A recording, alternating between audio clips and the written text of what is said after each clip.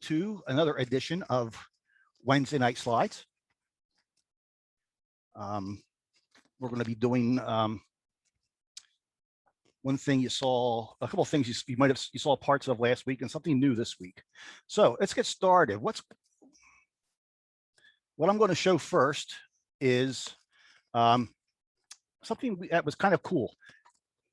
I'm not sure why that date went to the middle there. I should have been off to the side. Anyhow, we did a night photo session on July 2nd, 2010 at the Railroad Museum of Pennsylvania in Strasburg. And as part of it, we decided to do something different with their Bethlehem Steel fireless cooker. Brian Allison was the brains behind this night photo session. And he brought in some smoke machines and some orange lighting. And Mike Pierce from the National Museum of Industrial History brought in some props from his museum, which is located up at Bethlehem Steel, the old complex there. And we tried to do a little bit of making the inside of the museum look a little bit like the interior of Bethlehem Steel. This was a first attempt. And of course, we're kind of limited by what we had available to us at Bethlehem Steel, at the museum.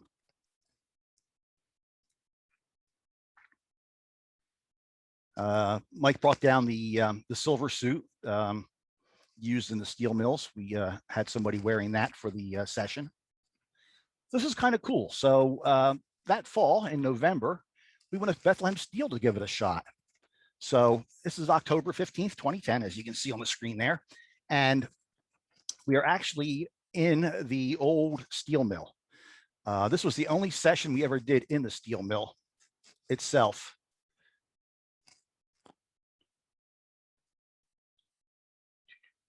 I lost my chat window. That's okay. We'll go on to the slides here. Lost my cursor. There we go.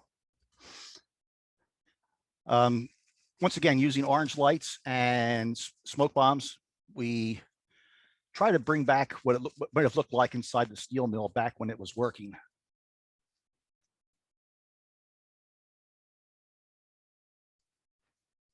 We did have access to some of the old railroad equipment there at the time. And so we used their little switching locomotive, pulling around some of the hot pots.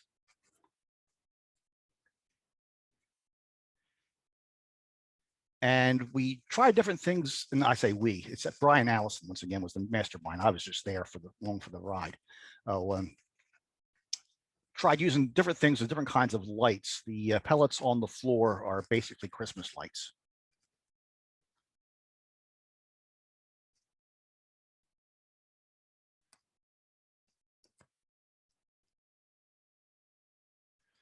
So a year later, we tried it again. Now we no longer had access to the actual steel mill anymore. So we had to do it in the building the museum has picked up when they split up the old Bethlehem Steel complex. The museum got a building. The casino got a lot of the complex. And once again, we tried some different things in different scenes. This is all, remember, we're trying to make this look hot. This is November. It's actually pretty cold in there. Here's some of the other equipment the museum has acquired. We try to get it looking nice and smoky.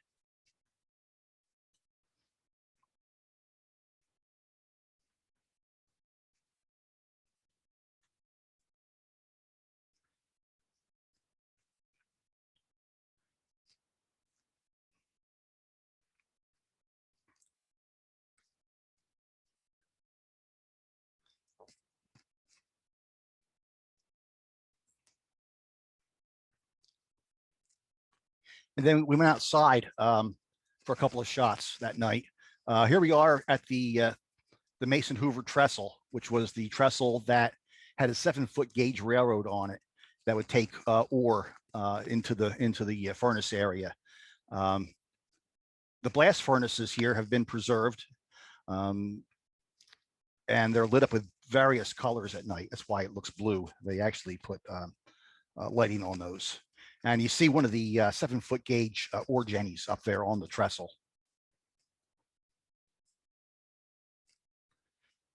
A couple of weeks later, we tried it again, decided to do some different things. And this time we changed things up a little bit.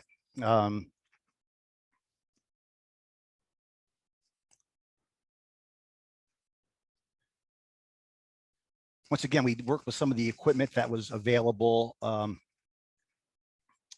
in the museum.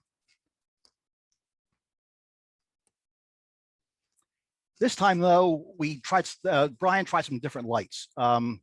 What you see here, looking like hot steel pouring out of the bucket, is actually a ribbon light that you buy for Christmas. It's red ribbon light, and without much of an exposure, the red turns orange on digital photography.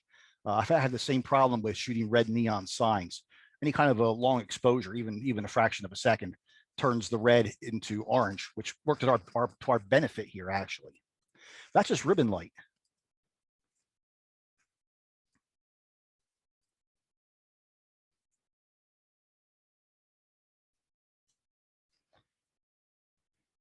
Then Micah Kirshner got inside of the steam tractor for a couple of shots.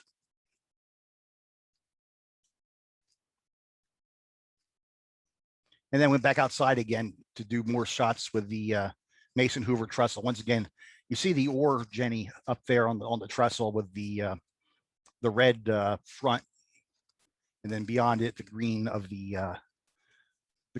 the blast furnace is split up. So another year later, we tried again, a little more sophisticated this time. Got the ribbon lights going again, making for a neat spill of molten steel, even though it's 35 degrees in here.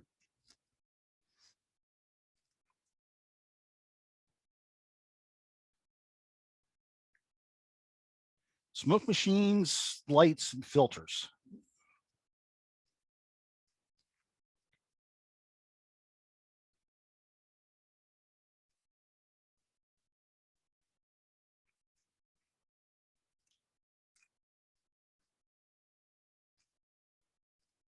And then made some sparks for this session as well. What I can't believe is that this was the last session I did with them. And it's been 9 years ago now. It seems like if you'd asked me when I last did a Bethlehem Steel photo shoot, I would have, off the top of my head, I would have told you, 3 or 4 years ago. It's been 9 years. So here we see a guy cutting into a beam, NMIH, National Museum of Industrial History.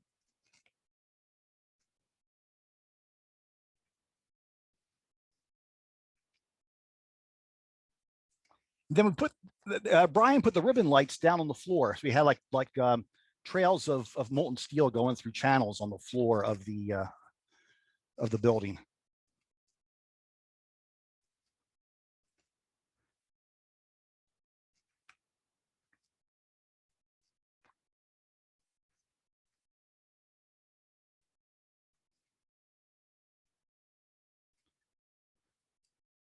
So that's some stuff from Bethlehem Steel night photo shoots. Whoops. Let's see. I should be back now. Let me see if I can find the chat window here.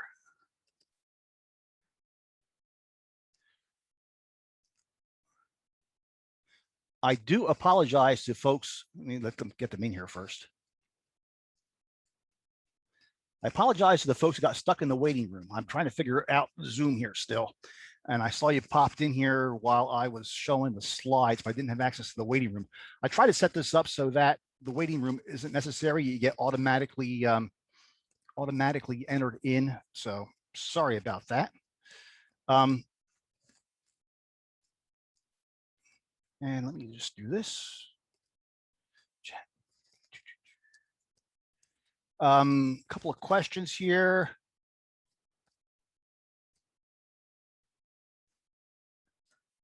Glow sticks. We haven't tried glow sticks. No.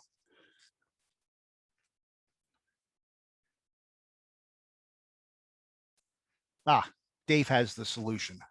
I can appoint a co-host to monitor the weight room and the chat while I'm on. I can do that. So I will do that in the future. I'll find a co-host for this. All right, let's go on to the next segment here. Let's head up to Maine for some tourist railroads, and then we'll go over to New Hampshire. Let me hit the share screen, and we will get started here. And we will start off at Kennebunkport at the Seashore Trolley Museum. My first time there was in 1980. And then I stopped back in there again on a trip in, I think it was 1994 or so. This is from that trip there, rainy day. But what's cool is over the last few years, I've been going up there once a year to help out with night photo sessions. And the first year I did this, our first shot was this very complex shot here. And we were still using Lumidynes back then, the handheld Lumidynes, where we had to run around and throw one flash at a time. And there were two of us doing this. And I was responsible for the lighting off to the right. I had to fight through the brush to light up the redbirds on the right-hand side. And then run around the redbirds to get some light onto the nose of the New York City cars on the middle track there. Meanwhile, Sean, who was helping me out, he was trying to put light on the side of the New York cars and then run around to put light on the nose of the Boston Blue Line cars on the left-hand side. And we had 34 people show up for this thing. It was incredible. Just packed them in. For a first shot, it was brutal. I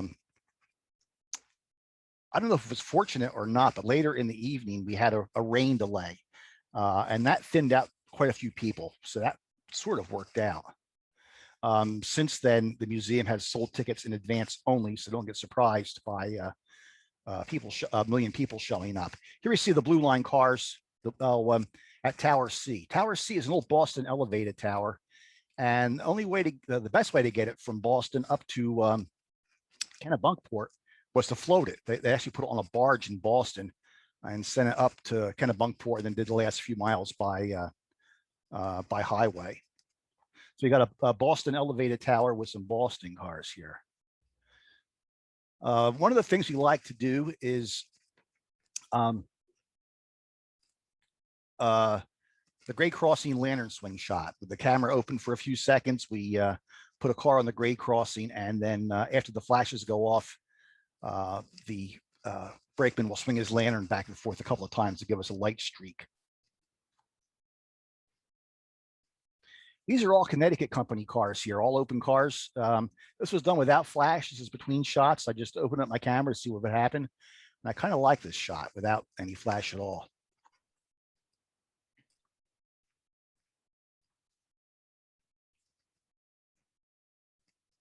Here we see the New York City cars parked by Tower C.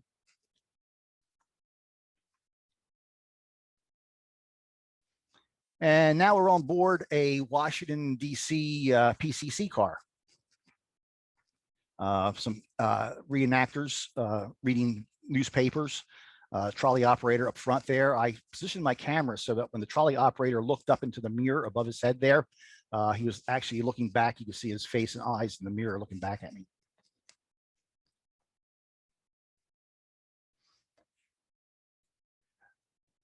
They asked me if I had any car in particular I wanted to use for a night photo session, and I told them, yeah, we got to use this the Liberty Bell line, limited from the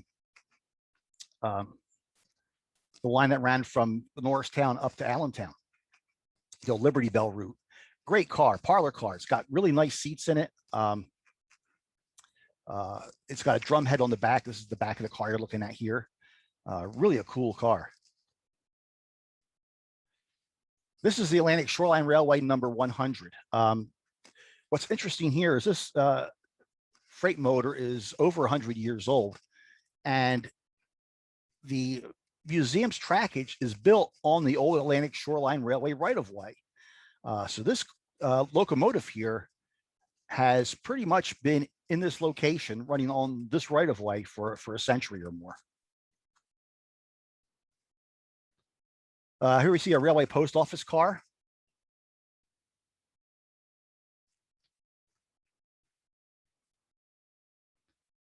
And these are all Boston cars here. PCC and a couple of older cars here. One year we were up there, we did an all Boston themed thing, shot. That's Joey Kelly. He is the person who puts together the night photo sessions up here. That's Joey at work in the shop, sort of. And this is a line car used for repairing the wire, fully insulated, thank goodness, because there's Eric up top there grabbing onto the wire, and you can see the wire is live because lights are on in the car. But Eric said, "Yeah, I'll go up there and grab the wire." Okay, not something I would do. Another freight motor. Once again, Joey posing as a brakeman there.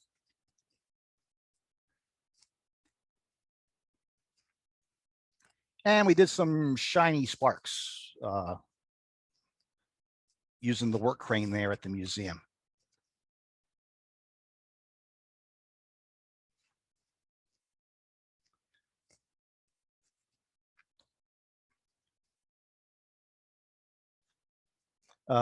Here we have a scene we set up, kind of cool little scene.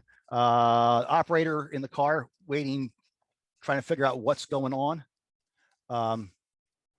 The boss out there yelling at the track crew, who was apparently eating lunch while in the middle of the right of way, while the car blocking traffic. I got the chat room back here now. Okay. So I can see chats now.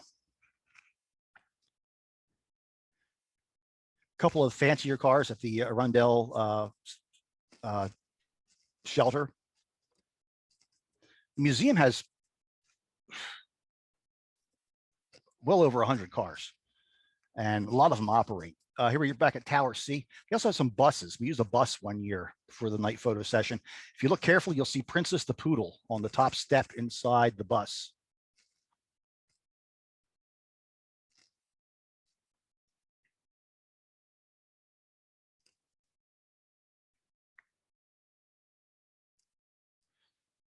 Moving from there, we're heading up the coast to Wiscasset.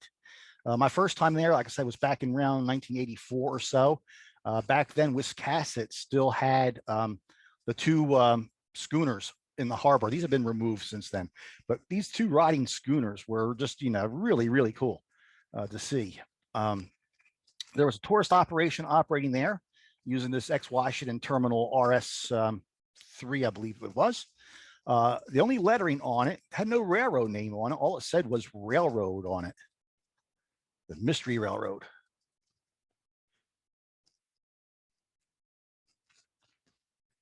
Also had the Maine Eastern there. They took over this line from that other operator, and they brought FL9s up to the railroad. And here we see the FL9s going through Thomaston. This location here, where the house is right up by the tracks, there's a grade crossing right here, and the you can see the workers gotten off the locomotives to walk up to flag the crossing. They flag the crossings through here because if they sounded the horn, I think they blow out the windows. It's an RS1, according to Tim. Thank you, Tim. This is the old US1 bridge in Bath. US1 used to go over on the top level here with a railroad underneath. They built a new US1 bridge off to the right. And the approaches to the highway bridge have been truncated. You can't get out onto that top level anymore. Let me see if I can stand by, folks. This is, like I said, this is a learning experience for me too. I'm just seeing if I can. Okay, that doesn't do anything for me. I'm just checking my settings here to see what I'm missing. I don't see anything I'm missing. Okay, back to the show. So go a lot smoother next time. The Maine Eastern also operated some freight. Here we see one of their Jeeps, or I guess their only Jeep they had. There's a cement plant in Rockford, and they would come out here and haul cement cars. Back at Thomaston again, this time with a single FL9 coming up on that grade crossing. And here we are, probably in Wiscasset. A friend of mine was with me out on this pier here, and this pier we're on is actually a floating pier, and it's sections, and they're all tied together to make one long pier. And he was out watching the FL9, trying to eye up the angle he wanted to shoot, not paying attention where he was stepping, and he stepped on one of the seams between the floating piers and fell through. One leg went up to his knee in water. Fortunately, he and his camera both were just fine afterwards.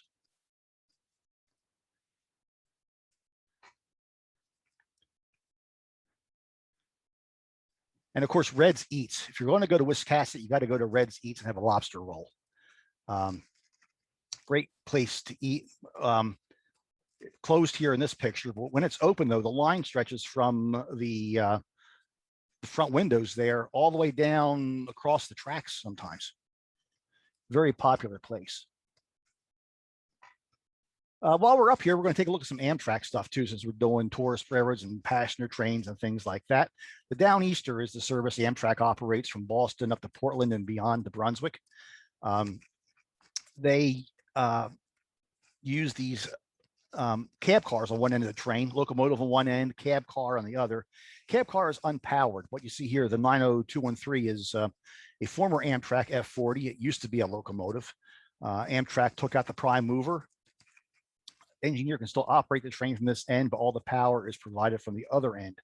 When they took out the prime mover, all the empty space left a big a place for a baggage car. So they put in a sliding door on the side for baggage. So you got a combination cab car, baggage car. So cab, baggage. These are called cabbage cars now. Not officially by Amtrak. Here we see one of the cabbages crossing over between the state lines of New Hampshire and Maine. New Hampshire is on the left. Rollingsford, I believe it is. On the right is South Berwick, Maine. And when I shot this shot, I said, I got to get back here and do a night shot sometime. And I actually got back up there and got this shot of the Amtrak crossing over at night.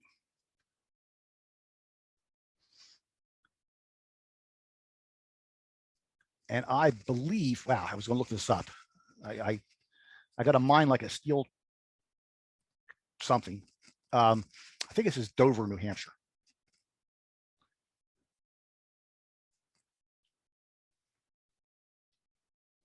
And Amtrak's Vermonter also goes through New Hampshire for part of its trip. Here is a train leaving Bellows Falls, Vermont. It's crossing over the Connecticut River right here into North Walpole, New Hampshire. And this is the High Bridge in Claremont.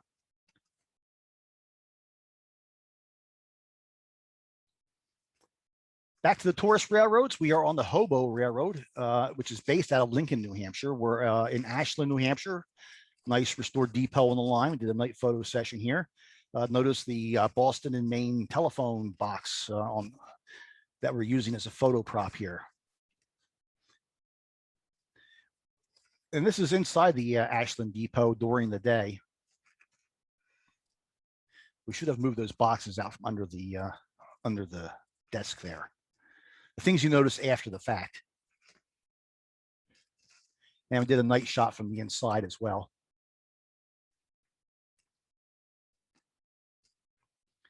Here's the base of operations for the railroad in Lincoln, Hobo Junction. And these night photo sessions were done as part of fundraisers for the group restoring the Flying Yankee, an early Boston and Maine streamliner. Here we see the Flying Yankee in its tent in Lincoln.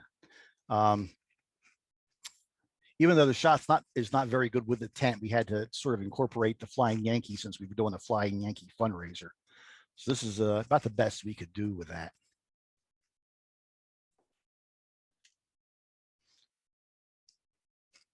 Also there is the Roger Williams RDC set from the New Haven Railroad. The Roger Williams is basically just Bud cars, but its lead car had this nose attached to it to give it more of a locomotive look. unique set and really cool.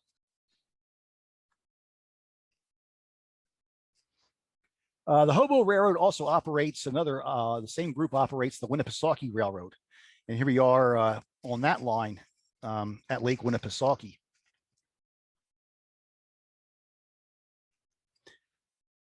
This is the private car owned by Ben Clark. The Clark family owns the Hobo Railroad. And that's Ben sitting on the fence post there, admiring his car during the night photo session.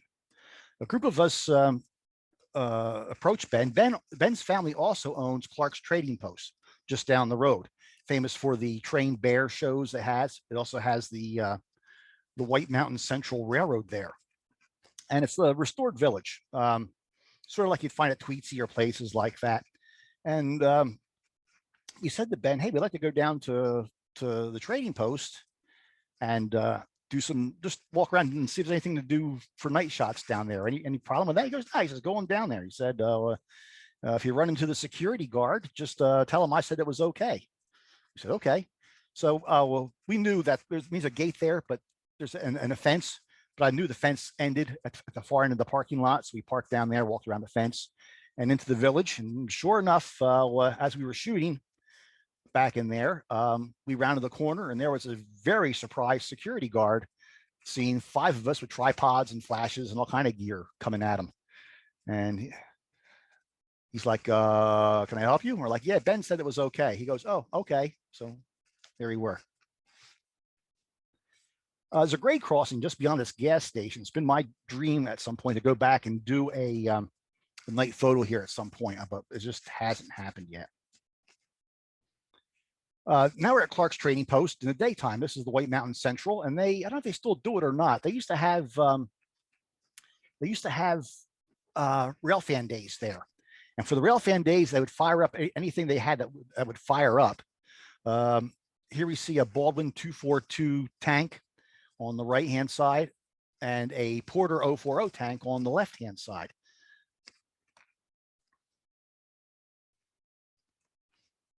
And during the railfan day, you could pretty much walk anywhere you wanted to go along the line. Everything's kind of dressed up there, kind of gaudy, but you can still get some interesting shots of railroading using the right lighting and some neat angles. We're in the shop here. That's the gears on one of their Shay locomotive. They have one Shay. They're one of the few railroads that has one of each kind of the major logging steam locomotives. They got a Shay, a Heisler, and a Climax there. And the logging locomotives were unique in that they didn't have side rods. They were usually operated with gears. We'll see that in a minute. Here's the little Porter. Kind of a contrast here, the steam engine with the floating pool fights going on in the foreground, people squirting water at each other.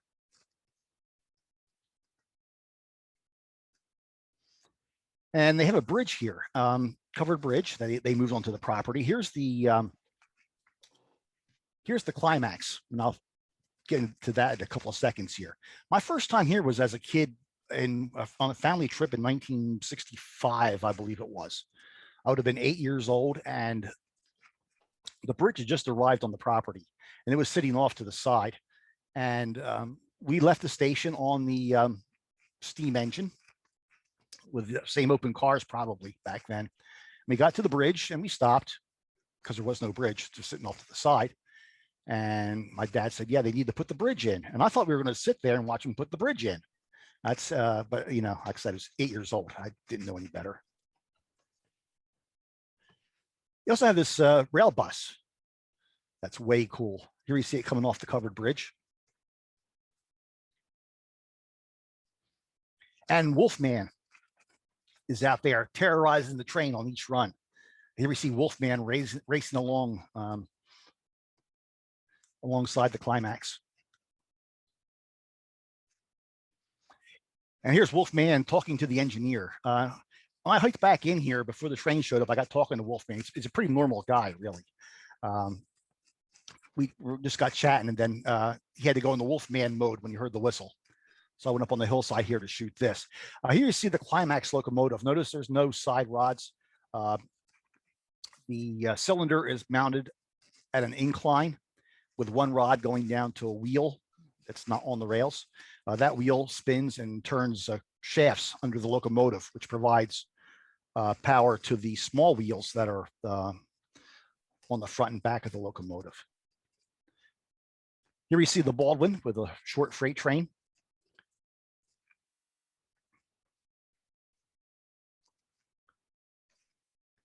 And the rail bus. This is the far end of the line. I walked all the way up to the far end of the line. Got the rail bus here. That's one of the Interstate 91, I believe, going overhead there. So I'm at the far end of the line, and the last steam train of the day comes up, and it's a little bit of a walk back to the trading post. So the steam train goes by me going up to the end of the line. It starts on its way back. So I thought, well, you know what? I don't feel like walking. Let's see if this works. So I went to the edge of the tracks, stuck out my thumb, and the engine comes to a stop right next to me. I said, "Can I get a ride back?" He goes, "Sure, come on up." So I rode the cab of the Climax back down to the trading post.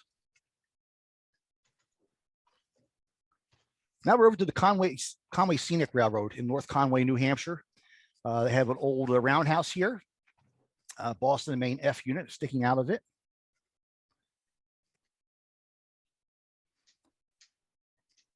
Right out of the station in North Conway is a golf course. And the first tee is, that's the putting green on the right-hand side. But there's a tee on the left-hand side. The first tee, you shoot over the railroad tracks and down into the valley beyond the locomotive there. This is from the golf club clubhouse. And they have a nice balcony up there. And I'm looking up at the balcony and trying to figure out, you know, it's a private golf club. I'm like, how am I going to get up on the balcony to get a shot? So I'm looking up at the balcony trying to figure out how to get up there. One of the employees walks by and says, "Hey," he says, "there's a great shot up on the balcony." I said, "Oh, okay, that works." Here we see a Jeep painted for Boston and Maine, and that's actually a Boston and Maine roundhouse there too. So this is a pretty authentic shot. I-93, Jim says. Thank you, Jim. Back at that was interstate back at Clark's Trading Post. They also run on some Maine Central trackage, and they have a couple of locomotives painted up in a Maine Central inspired scheme. Here we see one of the Valley trains that goes south out of North Conway, down to Conway itself. But here they are on the old Maine Central Mountain subdivision. Two locomotives painted in Maine Central colors leading the train. Way, way cool. I try to get up there once a year during the foliage season to shoot this because it is way, way cool. Train goes up to through Crawford Notch to the old station at Crawford's, and then on beyond there to Fabian's. The Crawford Station is a major stop on the Appalachian Trail.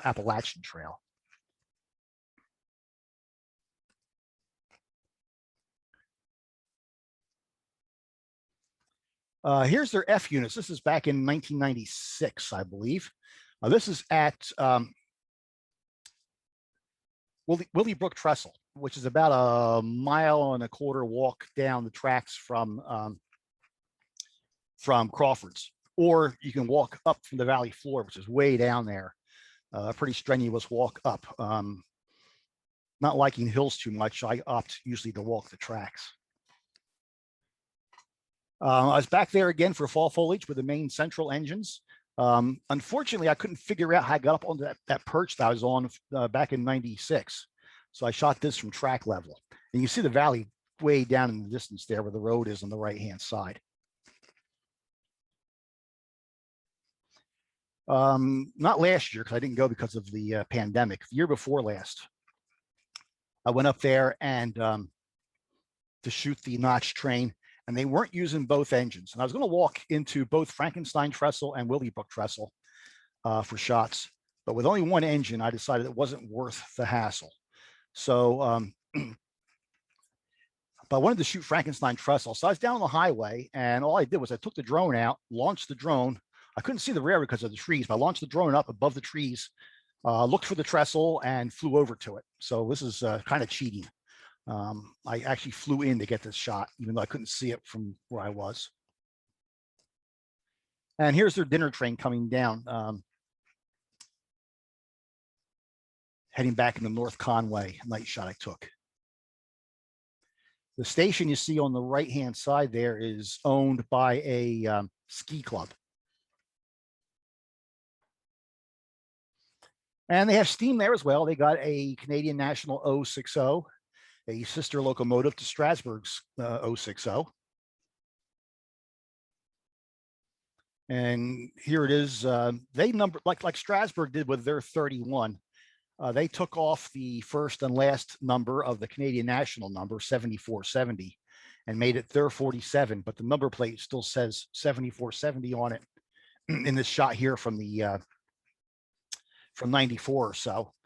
And they have since restored it back to 7470. Here we see it on the Valley train.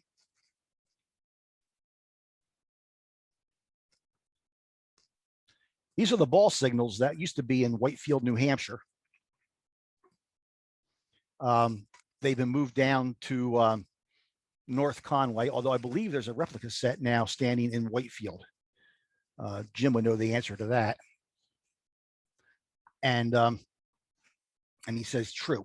So the ball signals were used at a diamond between the Boston and Maine and the Maine Central in Whitefield.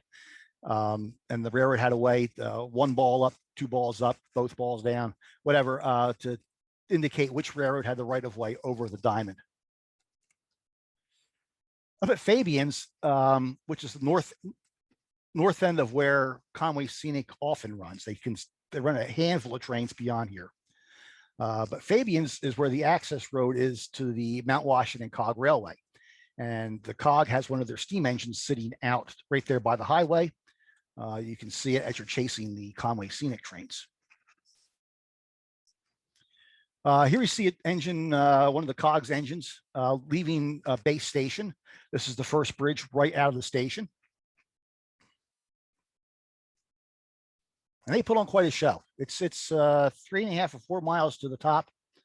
And with the steam engines, it took them a little more than, I guess, 2 hours to get up there. This is also from base station, looking up as the train is just beginning its climb up the mountain. So when I was there in around 2002, we had just run a major article on the Cog in Railfan magazine.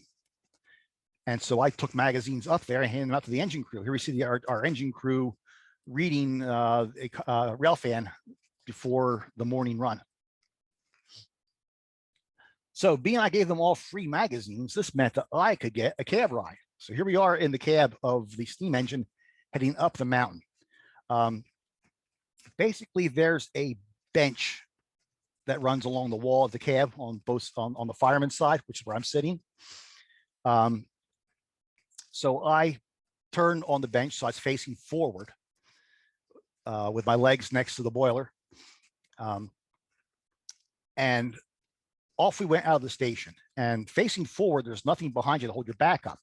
And we hit that first hill, and I went like sailing backwards. So, okay, not good. So I reached out of like the engineer is here. I reached down and grabbed hold of the window frame to keep myself upright. And it didn't take long before I started feeling something like wasp stings on my hand. Well, come to find out, it was hot cinders coming out of the engine. So I took my jacket and pulled the sleeve up over my hand, then grabbed onto the window again. You had to. And that jacket wound up with quite a few holes in it from cinders. This is kind of cool. The cab is really cramped. The coal is just to the right here in the tender, what passes for a tender. And the fireman has no room to do hardly anything. So he holds the shovel almost right up at the scoop and shovels coal just by pivoting the shovel with his wrist back and forth between the coal bunker and the firebox. This is up at Jacob's Ladder, the steepest part on the railroad. If you look down near the top of the screen, you see base station. The track goes up from there, then to the right center where that one train is further down, you see Wambeck Tank. And then the second train on the left-hand side near the bottom, that's going past Halfway House. When I rode the cab, me and a few friends, my friends were right back in the coach, we had made arrangements to get off the train at Jacob's Ladder for some shots. So here you are at Jacob's Ladder. And you can see by the way the brakeman's leaning out the front there. This is quite the steep grade here. The mountain is only clear 6 days or 1 day out of 7. And we hit it on a perfect day. You can see all the way into the valley. Steam is no longer running on the cog.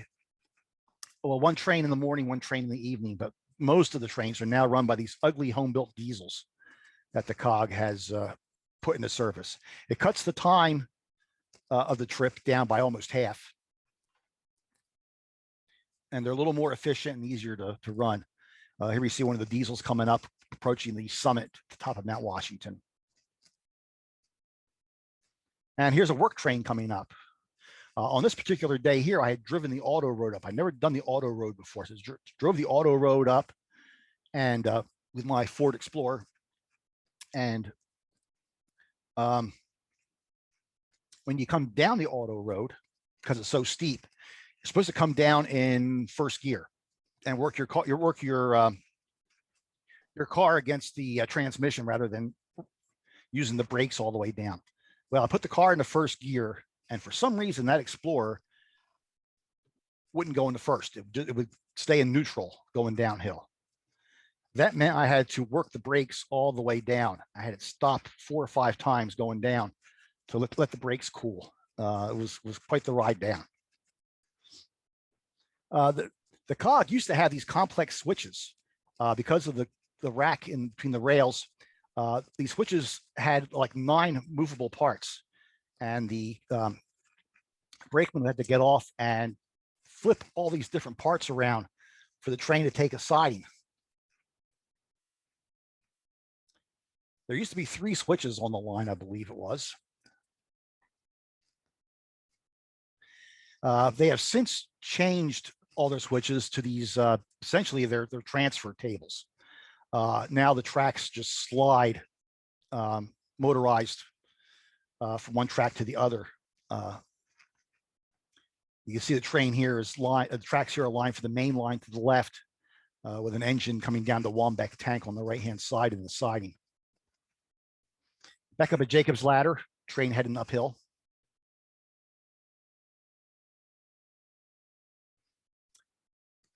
This is from Wambeck Tank looking up. We had good weather where we were, but up on the mountain, a little coating of snow had come in. And Jacob's Ladder is that curve you see on the right-hand side down near the bottom of the picture, just for reference. This is near the top of the mountain.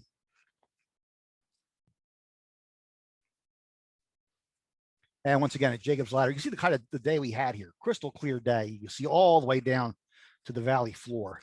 It was quite the day to be on the mountain.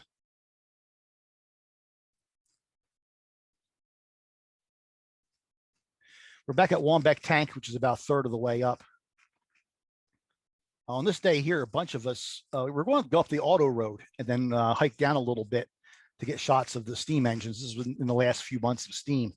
But the auto road was closed because of that snow you see on the mountain there. So we went around the mountain to the other side where the railroad leaves from to base station, and we walked up the Wambeck Tank.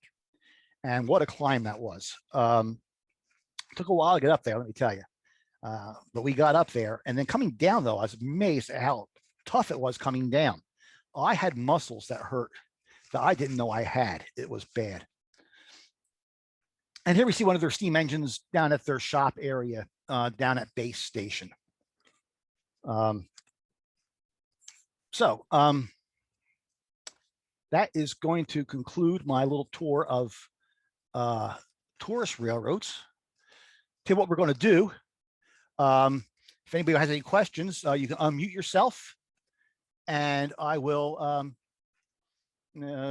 just take some questions here. This is one of the things about Zoom. We can actually talk to each other. Anybody got any questions?